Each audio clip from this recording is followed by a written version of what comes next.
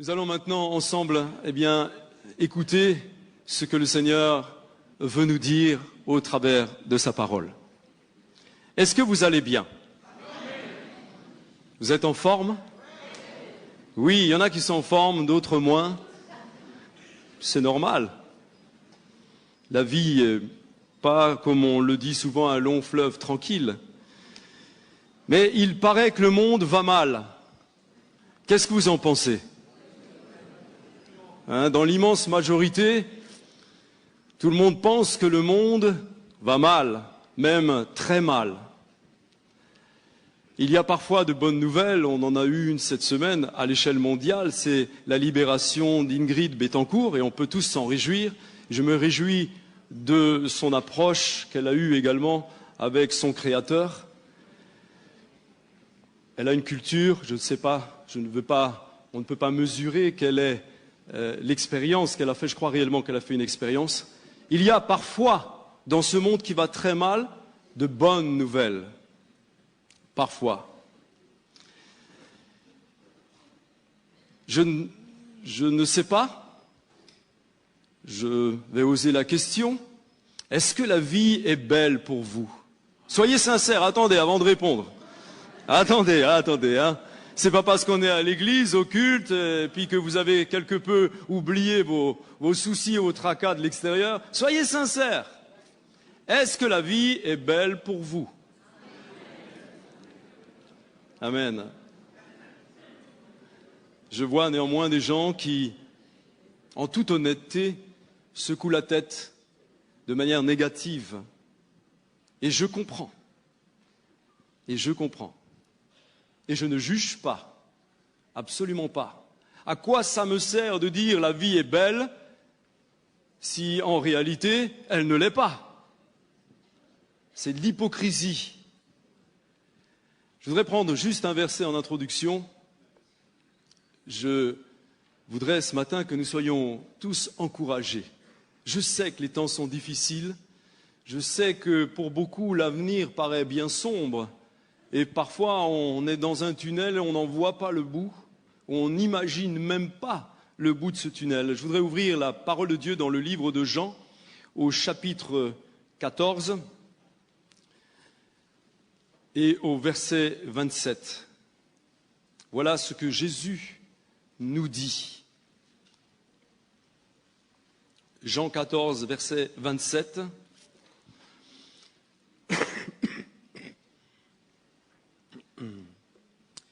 Je vous laisse la paix, je vous donne ma paix, je ne vous donne pas comme le monde donne, que votre cœur ne se trouble point et ne s'alarme point. Voilà le texte que j'ai choisi en introduction. Jésus nous dit ici qu'il nous donne sa paix. Il ne nous donne pas la paix comme le monde voudrait nous la donner. Alors je pense que la grande difficulté est de comprendre la paix de Dieu. Quelle est la paix que Dieu veut nous donner, que Jésus veut nous donner? Quelle est la signification du mot paix? Alors j'ai pris le dictionnaire Larousse et j'ai regardé paix. Voilà ce qui est écrit. Paix signifie absence de guerre, absence de désordre, repos et tranquillité. C'est tout. J'ai donné un titre à mon message et ce titre, je l'ai appelé Shalom. Mon message, je l'ai appelé Shalom. Shalom, qui veut dire paix en hébreu. En hébreu, ce mot est lourd de signification. Voilà ce que veut dire Shalom. Shalom, en hébreu, c'est prospérité. Tu ne manqueras de rien. Je subviens à tes besoins. C'est un état, Shalom, c'est un état de bien-être général. Shalom, c'est également bonne santé. Voilà tout ce qui est accroché au mot Shalom. Tout va bien, Tov. Tout va bien. Tout est en ordre. En grec, le mot Shalom, le mot paix, c'est Irène. Alors tous les frères qui sont mariés avec des Irènes, vous avez beaucoup de chance. Hein, Willy, je ne sais pas où tu es, Willy, mais je sais que toi, tu as une Irène. Alors ça doit être la paix chez toi. Je ne sais pas s'il est d'accord avec ça, j'en sais rien, mais je ne veux pas de guerre dans sa famille. Je ne lui poserai pas la question. Irène. Mais le sens du mot Irène est exactement le même que le sens de Shalom. Exactement. Le constat aujourd'hui est dramatique. Je ne sais pas si vous êtes comme moi. Je lisais dernièrement le nombre de conflits qui étaient recensés par l'ONU. Il n'y en a jamais eu autant. Jamais. C'est impressionnant. Je n'ai pas retenu le chiffre, mais c'est impressionnant le nombre de conflits qui est recensé par l'ONU. Et parfois même des conflits intérieurs, même souvent dans un même pays, entre des gens qui ne se comprennent plus, qui ne s'entendent plus. En Israël, on n'en parle même pas. Entre Israël et ses voisins palestiniens, ses voisins libanais, et même entre Palestiniens eux-mêmes, on n'arrive pas. Il y a la guerre entre le Fatah et le Hamas. Des tensions, des guerres, du sang qui coule, des morts terribles. Il y a des conflits internationaux, mais il y a également des conflits au sein de nos familles, conflits entre mari et femme, conflits entre parents et enfants. Il n'y a pas de paix. Où est la paix? On pourrait se poser la question, est-ce que la paix existe-t-elle vraiment? Existe-t-elle vraiment? Et en réalité, je crois que les hommes souffrent de ce manque de paix. Ils souffrent et beaucoup d'hommes cherchent à tout prix à avoir la paix. Ils cherchent ardemment. Ils font des voyages, des déplacements, on dépense beaucoup d'argent pour avoir la paix. Et un des moyens d'obtenir la paix, c'est de fabriquer des armes. C'est paradoxal, hein? On appelle ça la force de dissuasion. Rien que l'argent qui est dépensé pour maintenir la paix avec la force de dissuasion suffirait largement à nourrir la planète entière. C'est terrible de penser une chose pareille, de constater une chose pareille. C'est émouvant de voir les efforts désespérés des nations pour éloigner le cauchemar de la guerre, des destructions, de la destruction atomique. Tout le monde aujourd'hui a peur de la destruction atomique, alors qu'on a créé la bombe atomique pour justement ne plus souffrir de la guerre. Le monde est fou. Est-ce que la paix existe-t-elle vraiment? Oui, elle existe. Elle existe, mais pas de paix, pas de paix. La paix est impossible sans un retour vers Dieu. La paix est impossible sans un vrai retour vers le Seigneur, notre Dieu. Trop souvent, frères et sœurs, j'ai l'impression qu'on n'est pas assez sérieux avec le Seigneur. Je suis désolé de vous dire ça, mais l'Esprit de Dieu vraiment veut nous bousculer. Les temps sont graves. Alors ce matin, je ne fais pas du pessimisme, pas du tout, je suis quelqu'un qui est plutôt optimiste. Parce que je sais que les promesses de Dieu s'accomplissent textuellement dans nos vies. Mais je sais aussi, et c'est un constat que je fais, ce n'est pas du tout un reproche, une critique, mais il y a un danger qui court actuellement dans l'Église, c'est ce manque de sérieux que l'on a par rapport au Seigneur, par rapport à la parole de Dieu. On prend souvent les choses trop à la légère. Lorsque la pression démoniaque arrive sur nos vies, on est trop léger, on est trop imprudent, on le laisse gagner du terrain, on laisse l'ennemi gagner du terrain sur nos vies de différentes manières. Il est sournois, il est rusé, il est malin. Et sans une communion intense, sans avoir cette communion intense avec Dieu, on ne pourra pas lutter. il y a un problème. Obtenir la paix sans qu'il y ait une manifestation de foi et un réel mouvement de repentance, même dans l'Église, la paix est une illusion. On ne l'aura pas. Voilà ce que dit l'Éternel dans le livre d'Ésaïe au chapitre 48, au verset 22, et je le lis pour vous, verset 22, et également dans Ésaïe 57, au verset 20 et 21, il redit la même chose. « Il n'y a point de paix pour les méchants, dit l'Éternel. Il n'y a point de paix pour les méchants, dit l'Éternel. » Ce verset-là m'interpelle et m'oblige à m'analyser, à analyser ma propre vie, me remet en question. Pas de paix sans le prince de paix qui règne dans mon cœur. Pas de paix si Jésus-Christ n'est pas le maître dans ma vie. Impossible. Que dit la Bible à propos de la paix? Dieu est un Dieu de paix.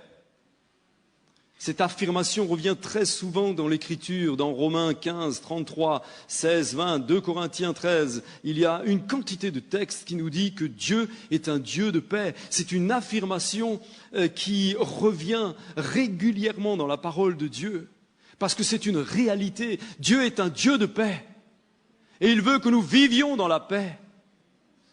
Pas seulement au niveau des nations, mais paix intérieure dans nos familles, paix dans mon âme. Nous devons refléter la paix et Dieu veut et se réjouit lorsque ses enfants sont dans la paix. Alors, certains me diront, mais pourquoi, pasteur, toutes ces guerres au nom de l'Éternel? C'est une question très classique, on me l'a encore posée hier. Pourquoi tant de guerres au nom de Dieu, au nom de la religion? Alors je disais justement à cette personne, c'est justement là, vous mettez le doigt dessus. Vous confondez au nom de Dieu et au nom de la religion. Pour moi, vous savez, je disais à cette personne que la plus belle réussite du diable, c'est l'invention des religions. C'est la plus belle réussite. Il a réussi, avec les religions, à diviser tous les hommes. Et c'est toujours pour moi un problème quand on me demande « Quelle est votre religion ?» Alors je dis aux gens, vous savez, je n'ai pas de religion. Je n'ai pas de religion, mais je suis chrétien et j'aime la parole de Dieu, la Bible. Et ce que Dieu veut, en fait, ce n'est pas que j'ai une religion. Ce qu'il désire, c'est que j'ai une relation avec lui. Et à partir du moment où j'ai une vraie relation avec Dieu, l'étiquette qu'on me colle n'a aucune importance. L'essentiel pour moi, c'est de vivre Dieu dans ma vie, journellement, quotidiennement, de faire des expériences concrètes avec lui. Lorsque je prie avec un malade, voir le malade être touché, être guéri. Lorsque je chasse les démons, voir les démons chasser, fuir. Ça, c'est important. Et seule une relation avec Dieu me permet de vivre cet état-là. Avons-nous une réelle relation avec notre Seigneur? Est-ce que sa parole est importante pour nous? Combien de temps j'ai dans ma journée de 24 heures pour parler avec mon Seigneur ou pour l'écouter au travers de sa parole? Très souvent on parle, on ne prend pas le temps d'écouter. On ne l'écoute pas. Combien de temps ai-je? Alors oui, on est tous en train de courir, je le sais, moi-même je cours. Moi-même, je cours, j'ai des journées très très longues, comme mes collègues, on a des journées très longues. Il n'est pas rare de travailler 14 heures, 15 heures, parfois 16 heures par jour, c'est pas rare. Mais pour moi, il y a quelque chose de primordial. C'est de passer du temps avec mon épouse dans la prière. Parler avec mon Seigneur, ensemble. Parler, lui demander conseil, lui demander des signes, lui demander des directions, lui demander des guérisons, lui demander des délivrances pour des frères, pour des sœurs qui sont dans la souffrance, qui sont dans les luttes, dans les combats. C'est important. La paix de Dieu ne dépend pas des autres, elle dépend de nous-mêmes. Ça aussi, c'est un point très important. On pense toujours qu'on ne peut pas avoir la paix parce que c'est l'autre qui ne nous laisse pas tranquilles. Inversons les rôles. Qu'est-ce que tu fais toi? Qu'est-ce que tu fais toi pour que tu sois en paix avec les autres? Qu'est-ce que tu fais pour que tu sois en paix avec les autres? Ou tu es toujours sur le qui-vive en train d'attendre le mauvais coup de l'autre? La paix dépendra essentiellement de toi-même. L'Éternel nous a donné dans sa parole les conditions d'obtention de la paix. Elle se trouve dans la Bible. Elle se trouve dans les 10 commandements. C'est un véritable, Papa Jean prend toujours cette image, c'est un véritable code de la route pour aller au ciel. Dieu ne veut pas nous embêter en nous donnant des commandements, en nous donnant des préceptes. Il sait, il connaît lui le diable, il connaît les ruses de Satan, il connaît la parade, il sait comment agir l'Éternel pour que les humains, tous les humains puissent vivre heureux ici-bas sur la terre. C'est le désir de Dieu. Pensez-vous que Dieu prend plaisir lorsque ses enfants, sa création, sa créature, se chamaillent, se disputent, luttent, pleurent, meurent à cause de la haine, à cause du manque de paix? Je ne le crois pas. Dieu ne se réjouit pas. Et il nous a donné ses préceptes et ses commandements. Et nous devons la chercher, la paix. Nous devons la chercher de tout notre cœur. Et nous devons la reprendre à celui qui l'a volé, cette paix, à Satan. Nous devons lui arracher à nouveau. C'est paradoxal, mais pour avoir la paix, il va falloir nous battre. Elle ne va pas venir comme ça. Parce que je demande la paix, elle va venir. Non, il va falloir que je me batte pour obtenir la paix. Il va falloir que je la cherche. Il va falloir que je l'arrache à Satan, qui lui est là pour nous la voler, cette paix que Dieu veut donner à tous les hommes. Quelles sont les pensées qui dominent ma vie? Sont-elles pures ou sont-elles impures? Moi, je ne peux pas répondre à votre place à cette question, mais cette question est fondamentale. J'ai passé le week-end dernier avec les jeunes de l'Église et aussi des jeunes de l'extérieur de l'Église, certains inconvertis. On avait un thème difficile à traiter. Le thème de ce week-end, c'était les relations filles-garçons. J'ai été complètement bouleversé par ce week-end. Ma femme était avec moi. On a été encouragés de manière extraordinaire dans ce week-end. Je vous dirai pourquoi. Et en même temps aussi, on a été quelque peu secoués de voir l'état spirituel et physique de certains autres jeunes qui simplement se sont fait piéger. Mais ces jeunes-là, je ne leur en veux aucunement. Aucunement. Parce que c'est facile de leur dire « Ah, si tu avais obéi à la parole de Dieu, ça ne te serait pas arrivé. » Je crois qu'il faut que nous prenions en considération ce que vivent les jeunes aujourd'hui. Et je pense qu'en tant qu'aînés, on est à milieu de comprendre la pression que le diable a mise sur eux.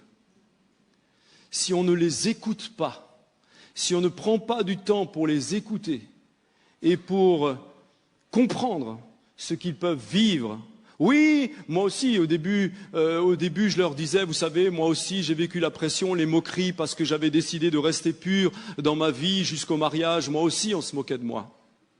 Mais lorsque vous les entendez, vous vous rendez compte du déchaînement du diable. Combien Satan, avec toutes sortes d'artifices, réussit à faire des dégâts monstrueux dans les jeunes. Est-ce que vous pensez, et c'est ça qui m'a le plus choqué, est-ce que vous pensez que c'est par plaisir que les jeunes gens se laissent aller à une sexualité précoce? Non. De manière unanime, tous dans leur cœur m'ont avoué qu'ils rêvaient d'avoir une relation sexuelle avec la fille ou le garçon qu'ils allaient épouser, tous unanimement. Mais beaucoup se sont fait piéger par des discours faux, complètement tronqués. Et franchement, je pense qu'en tant que parents, nous avons une très grande responsabilité. Je ne veux mettre de joug sur personne ce matin, pas du tout, mais j'aimerais bien qu'on puisse ensemble réagir à ce qui se passe autour de nous. Il y a un décalage beaucoup trop important entre nos enfants et nous-mêmes. Et c'est pour cela que dans de nombreuses familles chrétiennes, il n'y a pas la paix, parce que la relation entre les parents et les enfants est quasi nulle. Et si nous ne faisons pas des efforts pour retisser des liens et des relations correctes, normales, et surtout des relations d'amour avec nos enfants, les choses vont mal se passer pour eux. J'ai vu des jeunes. Alors je bénis le Seigneur pour tous ceux qui sont venus et qui étaient heureux, joyeux d'avoir résisté et avoir pu rester purs jusqu'à aujourd'hui, jusqu'à 22, 23 ans, 25 ans et plus pour certains. Mais combien j'en ai vu pleurer de plus jeunes parce qu'ils se sont fait piéger. Combien j'en ai vu avec des manifestations démoniaques qui ont vécu des manifestations démoniaques lorsque nous avons prié avec eux à cause de ce qu'ils vivaient au niveau de leur corps et de leur cœur. C'est affreux à voir et c'est terrible. C'est terrible de penser que pour l'immense majorité de ces jeunes gens, ils ont grandi dans l'Église.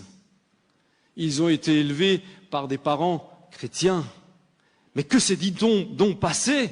Est-ce que la bénédiction de Dieu s'est retirée?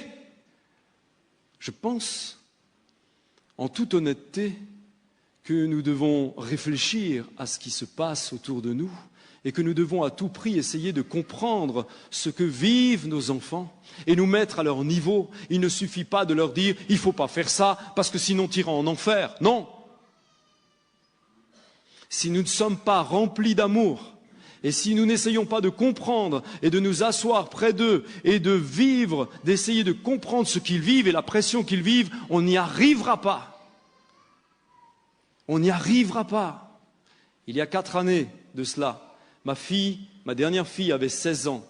Elle rentre de l'école et à l'école, on lui avait distribué un fascicule distribué par le ministère de la Santé et le ministère de l'Éducation nationale. Ce fascicule avait été fait conjointement entre les deux ministères. Je l'ai ici. Ça s'appelle « Les premières fois ». Et il a 4 ans, ce truc-là. Et vive l'amour. Dans ce fascicule, on incite les jeunes gens de manière très claire à avoir des relations sexuelles. En aucun cas on parle de mariage. En aucun cas. On ne parle pas des bases que sont la famille. Et il y a des choses horribles là-dedans qui m'ont vraiment écœuré et qui m'ont fait réagir à l'époque auprès de l'école de ma fille. Par exemple, en première page, c'est écrit « Dans le domaine de la sexualité, garçons et filles doivent apprendre à accepter les orientations et les choix de chacun. Garçon ou fille, chacun découvre et vit à sa façon, à son rythme, les plaisirs de la sexualité et de la relation de couple. Selon son tempérament, selon les circonstances, chacun peut être amené à connaître les formes diverses de la vie affective sexuelle, fidélité, non-fidélité, relations multiples, successives ou simultanées, à plusieurs, quoi, en clair. Abstinence choisie ou involontaire. Là-dedans, vous avez des jeunes gens de 16 ans qui donnent leur témoignage de leur première relation sexuelle. Des adolescents. Des filles racontent leur première relation avec des garçons racontent première relation avec des filles, et puis aussi des garçons homosexuels qui racontent leur première relation pour des gamins de 16 ans. Je ne sais pas combien de parents ont pris connaissance de ce fascicule et s'est intéressé à ce qui était écrit là, et combien de parents ont réagi lorsque, en dernière page, on dit à la jeune fille qui est peut-être enceinte, qui a peur d'être enceinte, tu n'es pas obligé de parler de ta situation à tes parents, tu viens voir l'infirmière scolaire qui te donnera une pilule du lendemain. Où est le rôle des parents? Piège. Et on ne peut pas, face à cela, rester laxiste. Et si nos enfants ne comprennent pas qu'ils sont les personnes les plus importantes de notre vie, plutôt que notre belle maison, que notre belle voiture, que notre beau je ne sais pas quoi, que nos belles vacances, forcément, s'ils ne vont pas comprendre qu'ils sont les premiers, il va y avoir un fossé qui va se creuser entre nous et eux. Et la paix que Dieu promet, la paix que Jésus donne, va disparaître dans la famille. Et on va récolter le malheur, on va récolter les pleurs, on va récolter des enfants possédés, des enfants tristes qui ont gâché une partie de leur existence. Oui, il y a le pardon de Dieu et je bénis le Seigneur et on a longuement parlé de la restauration du Seigneur et je me suis réjoui en partant de ce week-end de voir la joie et le rayonnement sur le cœur de certains qui avaient des blessures qui étaient en train de se cicatriser, en train de se fermer.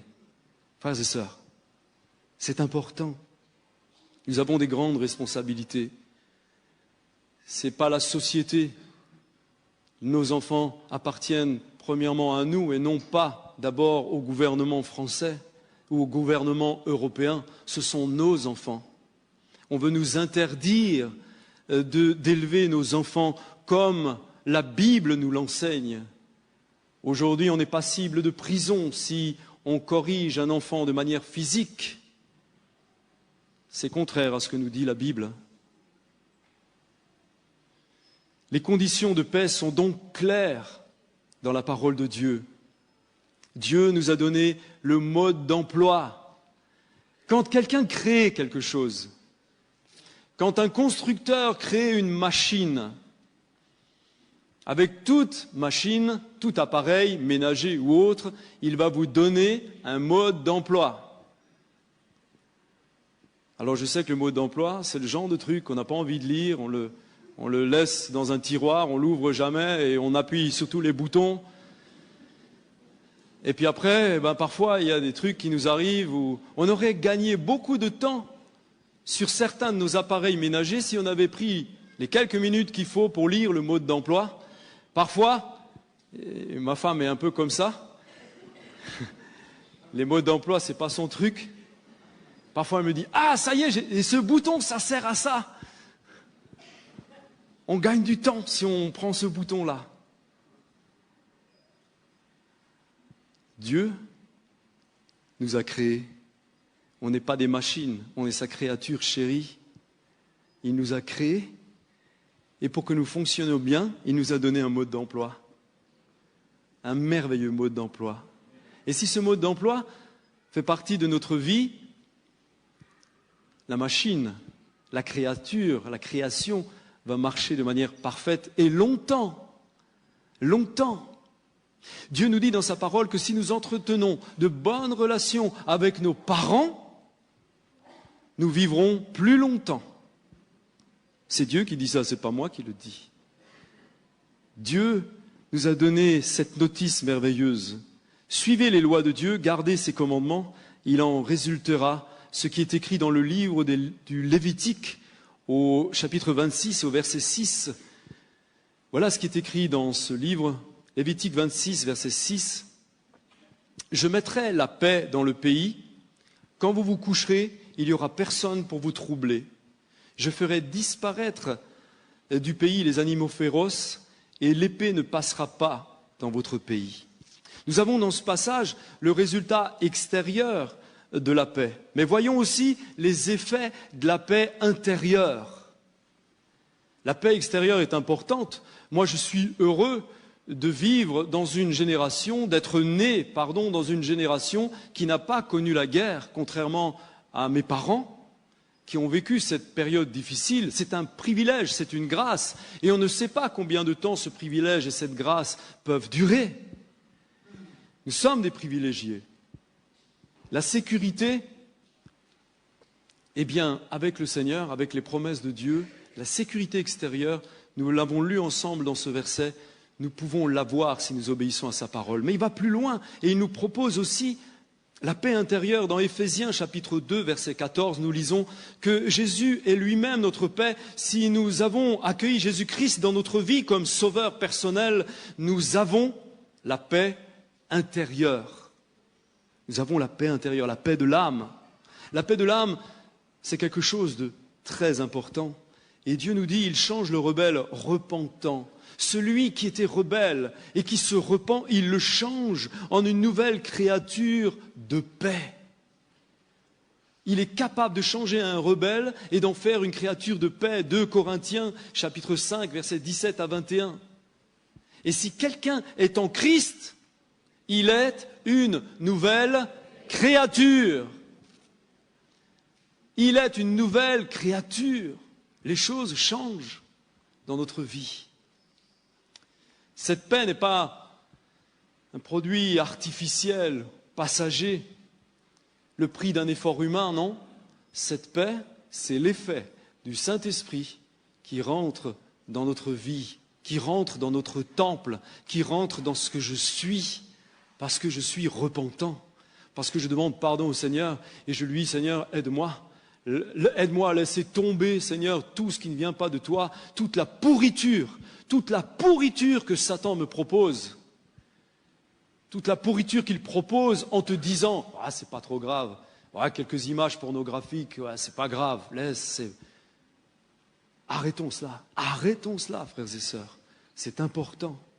Ce matin, je vous en conjure, il est important de revenir de toutes nos forces vers le Seigneur si nous voulons vivre de manière extraordinaire la puissance de Dieu au milieu de nous. Et je pense que c'est ce que vous désirez.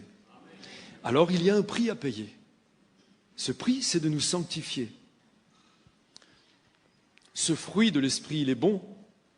Il fait disparaître l'anxiété, la crainte dans nos cœurs. Il fait disparaître la dépression.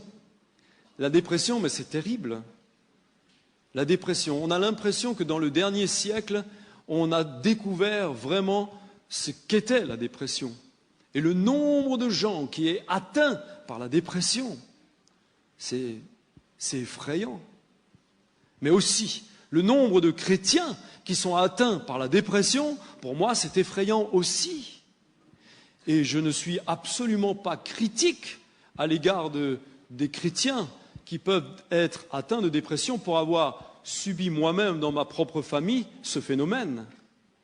Mais par la grâce de Dieu, par la puissance de Jésus-Christ, il nous en a sortis. Et s'il y a des choses que je dois remettre au clair dans ma vie, auprès du Seigneur, pour être libéré de la dépression, je dois le faire. Lorsque le Dieu de paix est dans un cœur, la dépression ne doit pas faire partie de mon existence. La frustration non plus. Je ne suis pas triste de ce que mon frère a beaucoup plus de bien que moi. Je me réjouis pour mon frère. Je ne le jalouse pas. Lorsque la paix de Dieu est en moi, ça ne fait plus partie de ma vie. La jalousie ne fait plus partie de ma vie. Elle est partie. On se sent bien dans sa peau. En fait, elle fait de celui qui la possède une personne reconnaissante pour tout ce qu'il a, pour tout ce que tu as. Tu as envie de dire merci au Seigneur. Merci Seigneur pour tout ce que tu me donnes. Merci. Alors, j'en vois certains qui me regardent et qui disent « Ouais, mais pour toi, c'est facile de dire merci. » Mais qu'est-ce que vous en savez? Vous ne savez pas ce que je vis dans mon cœur. Vous ne savez pas ce que je peux vivre. Vous ne connaissez pas mes problèmes. Vous ne connaissez pas mes luttes, mes difficultés. Personne. Mais j'ai décidé de dire merci au Seigneur tous les jours de ma vie pour ce qu'il me donne, pour ce que je reçois. Merci pour les combats que je peux mener avec lui parce qu'il m'en sortira. Il m'en sortira. Les disputes, les tensions, les guerres, Les disputes dans la famille arrêtent les résultats de nos prières. Et pire que ça, elles invitent le diable à avoir des droits dans nos maisons, entre nous. Le diable a des droits. Il prend autorité. C'est dur à dire. Il prend autorité.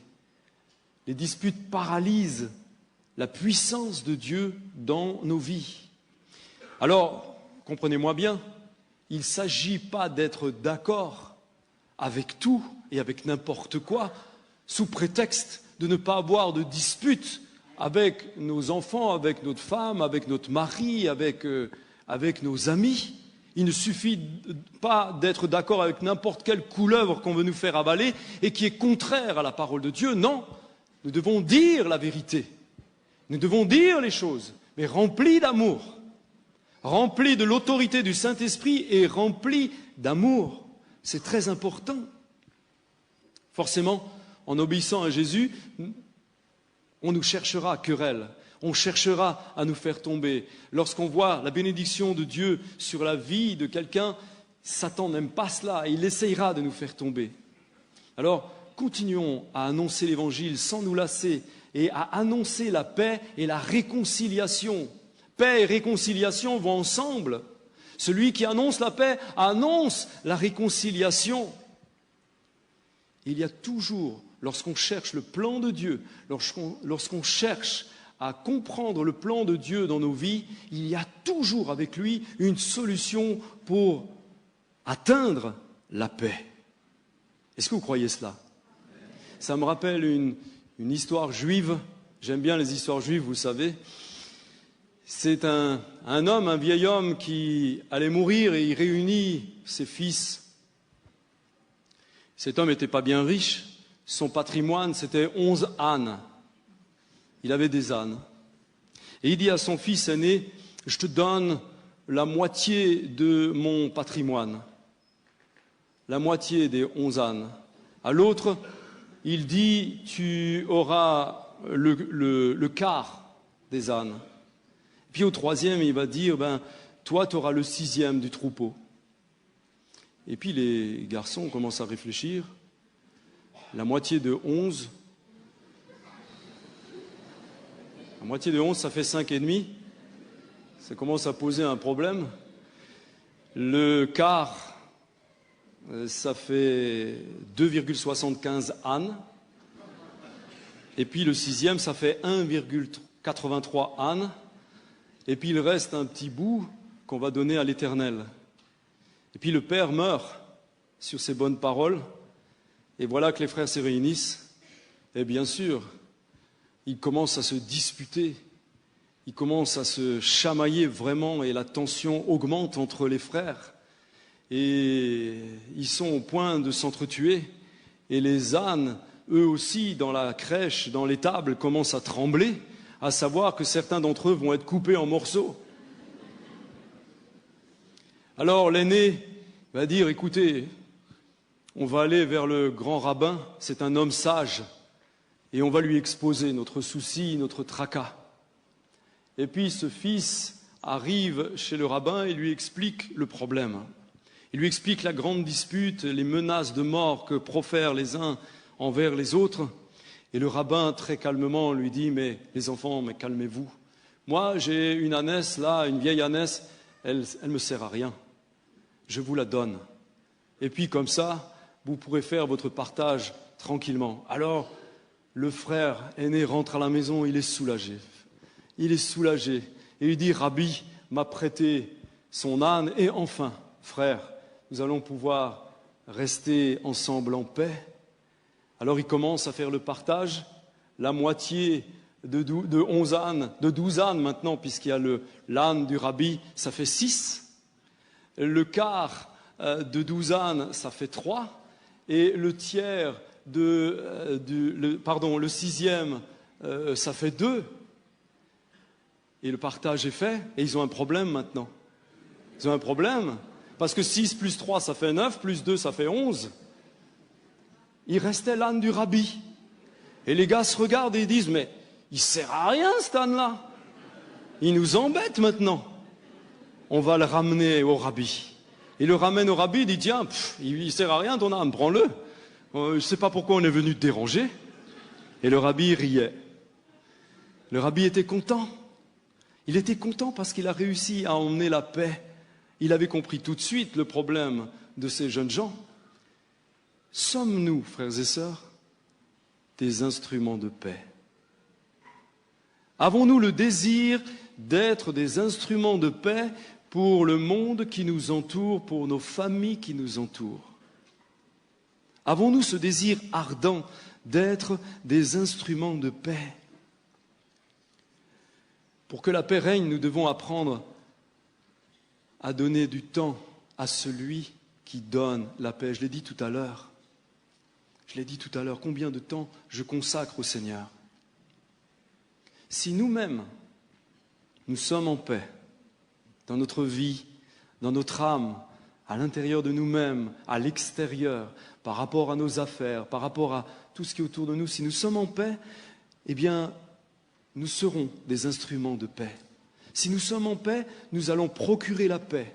Et la Bible nous dit dans Matthieu 5, verset 9, « Heureux ceux qui procurent la paix. » Heureux ceux qui procurent la paix. La paix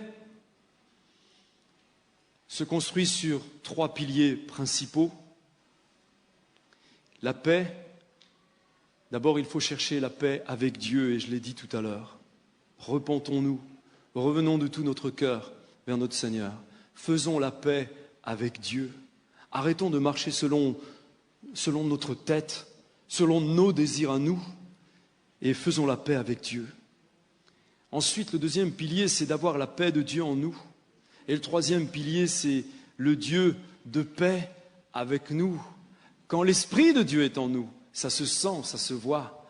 Et les gens qui sont autour de nous sentent quelque chose de particulier. Ils sont attirés alors par ce que nous vivons. Et nous posent des questions. Ils sont interpellés et alors le témoignage est d'autant plus facile. Et ils rentrent alors dans le cœur des personnes parce qu'ils ont envie de devenir comme nous. Mais parfois, on se tue à témoigner de l'amour de Jésus, de la grâce de Dieu. On s'escrime à essayer d'inculquer le besoin ardent aux gens de se convertir. Mais notre propre vie ne fait pas envie de vivre. Je veux simplement terminer par ce passage que vous connaissez parfaitement bien de Philippiens, chapitre 4, verset 4. On va le lire ensemble. Le temps est passé. Je termine par là et nous allons simplement prier ensemble. Philippiens, chapitre 4, verset 4. On va attendre, qu'il apparaisse sur l'écran. Réjouissez-vous toujours dans le Seigneur. Je le répète, réjouissez-vous. Que votre douceur soit connue de tous les hommes. Le Seigneur est proche. Et ça, c'est vrai. Celui qui connaît la Bible, il sait que le Seigneur est proche. Ne vous inquiétez de rien. Est-ce que tu es inquiet aujourd'hui? Est-ce que tu es inquiet parce que le baril de pétrole est à $150 et bientôt 200? Écoutez ce que nous dit Jésus là. Ne vous inquiétez de rien. Mais en toute chose, faites connaître vos besoins, pas aux hommes, mais à Dieu est-il écrit là. Par des prières, des supplications, des actions de grâce. Quelle action de grâce as-tu fait cette semaine? Réfléchissons. Qu'est-ce que j'ai fait cette semaine pour mon Seigneur? Et la paix de Dieu, qui surpasse toute intelligence, n'essayez pas d'obtenir la paix de Dieu par votre intelligence, elle surpasse toute intelligence, c'est écrit là, gardera vos cœurs et vos pensées en Jésus-Christ. Au reste, frères, que tout ce qui est vrai, tout ce qui est honorable, tout ce qui est juste, tout ce qui est pur, tout ce qui est aimable, tout ce qui mérite l'approbation, ce qui est vertueux et digne de louange, soit l'objet de vos pensées. Encore une analyse à faire. Quel est l'objet de mes pensées? Est-ce que j'ai des pensées tordues, Seigneur, encore dans ma vie? Seigneur, aide-moi. Aide-moi à bannir les pensées tordues de ma vie. Ce que vous avez appris, reçu et entendu de moi, et ce que vous avez vu en moi, pratiquez-le. Et le Dieu de paix sera avec vous. Amen. Que le nom du Seigneur soit béni. Prions un instant. Seigneur Jésus, tu es le prince de la paix. Tu es celui seul qui apporte la paix. Ce matin, Seigneur, je voudrais te prier afin que nous puissions les uns et les autres, tous, tels que nous sommes, Seigneur, nous remettre en question. Aide-nous, parle à nos cœurs, Seigneur, parle à nos cœurs. Seigneur, si ton esprit n'a plus l'habitude de parler au cœur de certains parce qu'ils ont cessé d'écouter ta voix, parce qu'ils ont cessé de te répondre favorablement, Seigneur, ce matin, je te demande, Seigneur, pardonne-nous, pardonne, Seigneur, et reviens encore, reviens, parle au cœur, aide, Seigneur, les uns et les autres à rectifier le tir, à corriger, Seigneur, le tir afin que nous puissions atteindre la cible. Aide-nous à viser juste, à ne pas rater la cible.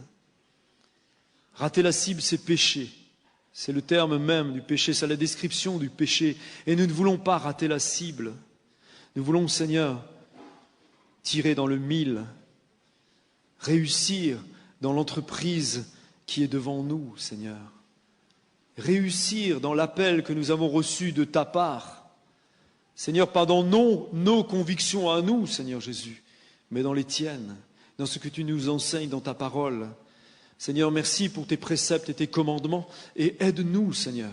Aide-nous à prendre tes commandements au sérieux. Aide-nous, Seigneur, à revenir de nos mauvaises voies et à rentrer dans ce chemin. Oui, ce chemin est étroit, tu nous le dis. Il est étroit, il est rocailleux, il n'est pas facile à cause de la pression que met le diable. Seigneur, utilise-nous, afin que nous puissions être des aides, Seigneur, pour les jeunes gens.